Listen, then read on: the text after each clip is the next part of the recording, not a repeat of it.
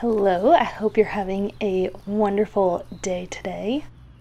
I am sharing a little bit of my day with you at home. I want to create a peaceful life. Everything that I do is revolved around an abundant life filled with peace, filled with joy, and obedience to the Lord.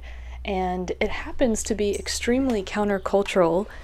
I would say, especially in first world countries, really push the hurry lifestyle. I just know from when we go to South Africa, the Africans are usually never in a hurry. Actually, they're in the opposite of hurry. You have to learn to not be in a hurry when you are in South Africa, because that most of the time is the culture there, is you can expect everything to go pretty slow. Whereas in America, if you're not in a hurry, the opposite of that is you must be lazy. If your schedule is not jam-packed, filled, and your life is not chaotic, running from one thing to the next, then you're lazy, or what are you doing with your life? I do think that when you go from the workforce, which that is the demand, there is high expectations for you to be on for 8 hours a day, fully functioning, no rest, and then you become a homemaker, a mom, you leave that workforce, it's easy to bring that into your home, that hurry culture, and it's hard to learn how to rest, that you can create a place of rest and abundance in the home. Home is meant to be a place of enjoyment, not a place of stress. I feel like ever since we got chickens, they have just brought so much joy to our life. Scott and I are laughing at them all the time.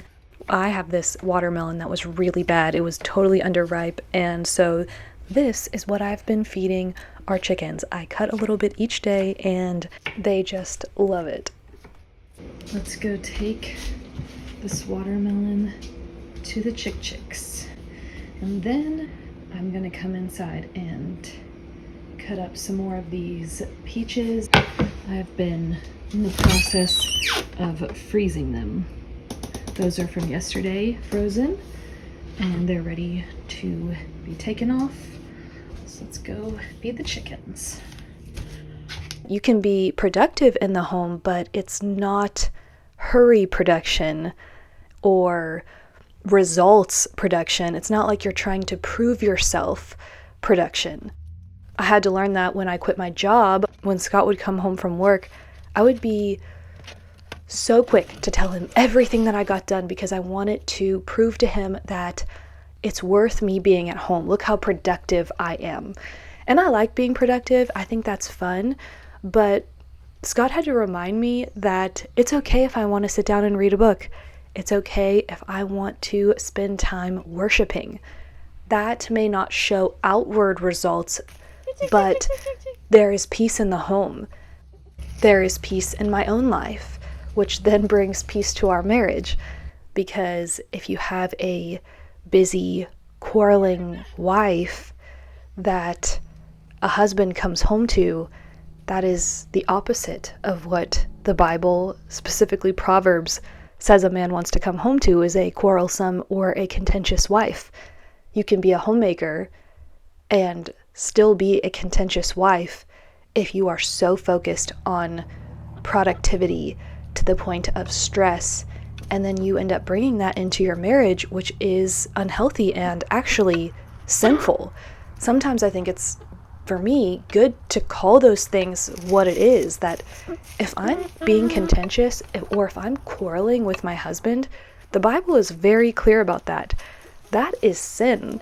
I do not want to be a quarrelsome, contentious wife where it would be better for my husband to be in a desert, or it would be better for my husband to be at the corner of the house. I do not want to be that woman.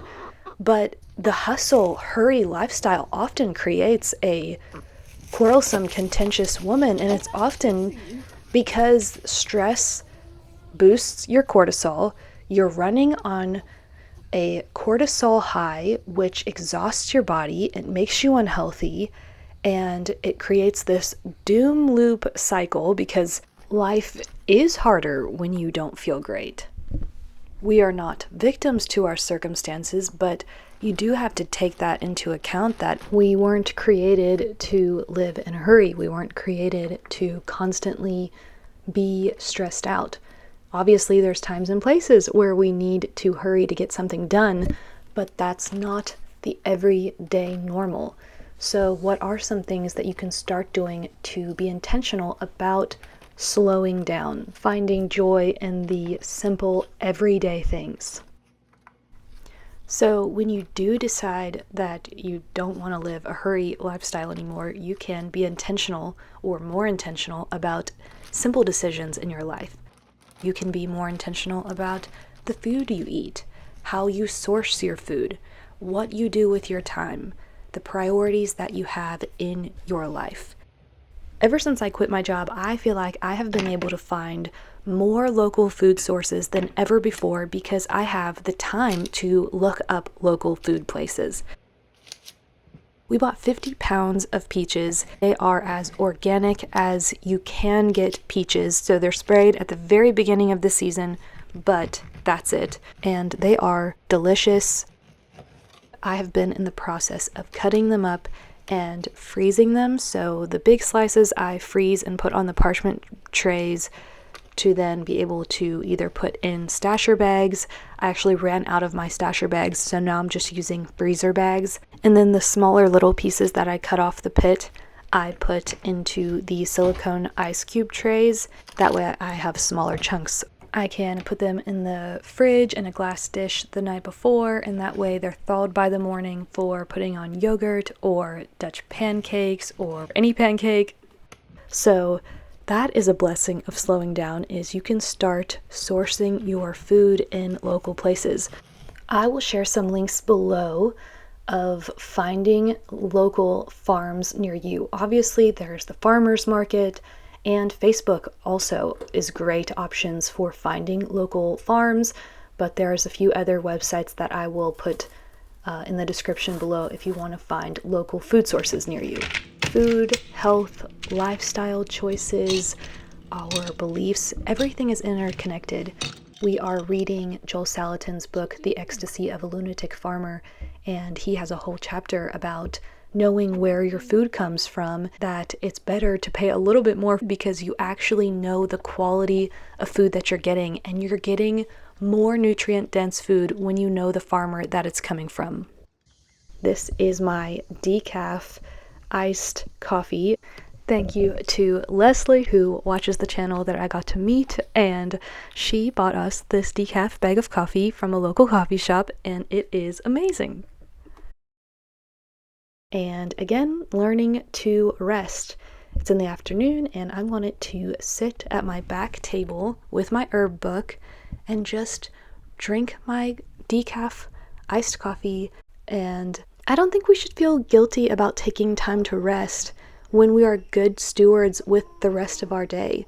If we're good stewards, then we can make time to sit down and read a book, or sit down and enjoy creation, or sit down and learn a new hobby. Our neighbor had a dead tree cut down today, so Scott asked them for the wood chips. We asked them to drop the first load across the street by our barn because it is kind of wet over there, so we want to spread out some wood chips over there, and then this last batch they were gonna leave with it, and so Scott asked if they could just dump it here, and they were happy to do that. This pile over here, the Lord blessed us with about a month ago, which was a huge blessing. So we went from having to buy wood chips, that's that little pile over there, at the beginning of the spring for our garden, to the Lord abundantly providing for us all of these amazing wood chips, which we will use. It is such a blessing. And I really like how finely shaved these wood chips are.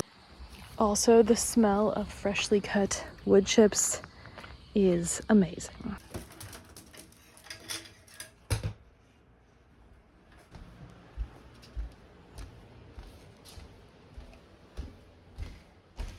So I've got my baskets and bowls, and I am collecting seeds, which is what the 3 bowls are for. I've been waiting for these seed pods to, well, I haven't pulled these plants out because I was waiting for them to go to seed, and then you have to wait for the seed pods to dry out. And then I need to pick some of our peas because I used all of our peas for planting, and I'd like to save some of the peas for seeds for next year. So that's what the basket's for.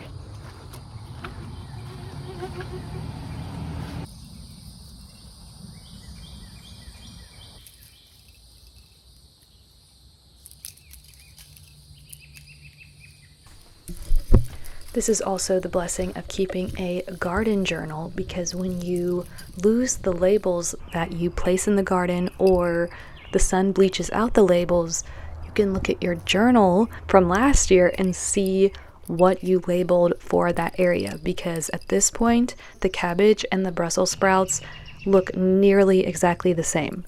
So it's only by where I placed them that I know what is what.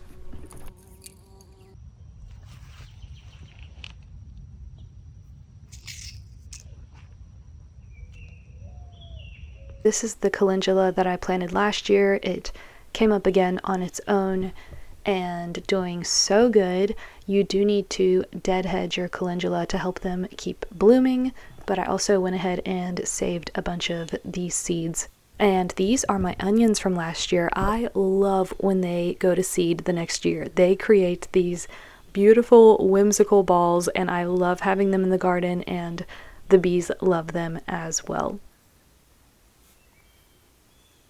Last year I planted fennel for us to eat, but also specifically for the swallowtail butterflies to lay their eggs on for the caterpillars. They weren't on them last year, and to my surprise, we have tons of caterpillars on them this year. So I was so excited that my hard work of planting them last year, I'm reaping the benefits this year. Our peas are at the end of their season, so as I'm saving some of the peas for next year's seeds, I'm also enjoying what is left on the vine. And I also needed to pick some onions for our dinner tonight. We are doing just a simple pasta meal.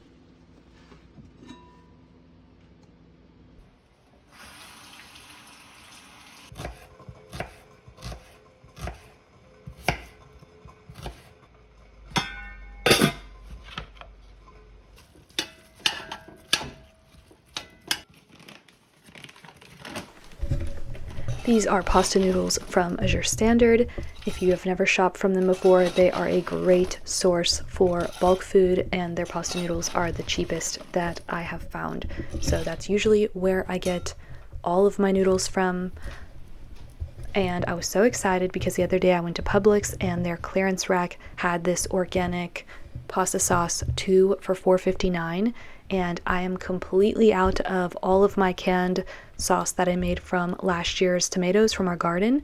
So this is a huge blessing. I got 4 of these jars, and I'm hoping this will hold us over until our tomato harvest is ready to make more pasta sauce.